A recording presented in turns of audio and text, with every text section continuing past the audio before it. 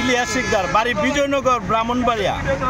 আমি চট্টগ্রামে আজকে বেড়াতে আসছিলাম। আমার এক ছোটো ভাই, মানে আপন ছোটো ভাই আকাশ, ও ঢাকা বাদরতলা থাকে। তো আমি ভাই বলতেছে যে ভাই তুমি তো অনেক ঘোরাফেরা করো, আজকে চলো সুন্দর একটা জায়গা নিয়ে যাই।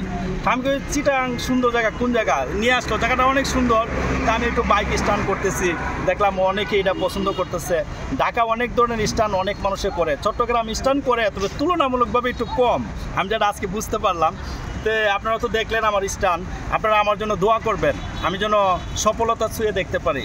আমি যে স্ট্যান্ডটা করছি বাংলাদেশে আমার জানা মতো কেউ করে না, আর দেশের বাইরেও কেউ করতে পারে এটা আমার জানা নেই। আপনারা দোয়া করবেন, আমি স্বপ্ন ছুঁয়ে দেখতে চাই। আমার সিভি রেডি হচ্ছে গিনিস বুকে ওয়ার্ল্ড রেকর্ডের জন্য, আমি সিভি রেডি করতেছি। আপনারা সবাই দোয়া করবেন আমি যেন আমার স্বপ্ন ছুঁয়ে একদিন দেখতে পারি।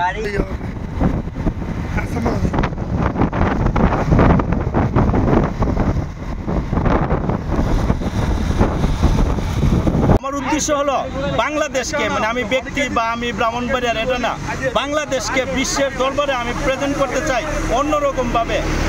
যে দেশ যত উন্নত সে দেশের স্ট্যান্ড তত উন্নত।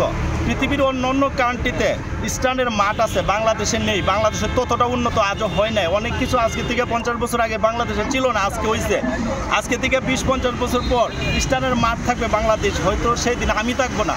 যে আমি বিশ্বের দরবারে আমি প্রেজেন্ট করতে চাই যে বাংলাদেশের ছেলেরাও বিশ্বের যারা স্ট্যান্ড করে তাদের সাথে প্রতিযোগিতা করার মতো যোগ্যতা অর্জন করছে বাংলাদেশের একটা ছেলে, তার নাম ইলিয়াস।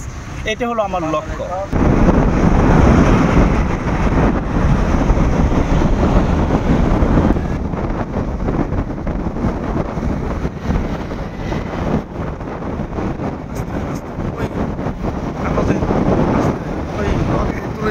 বাইকটা হলো 2 চাকা।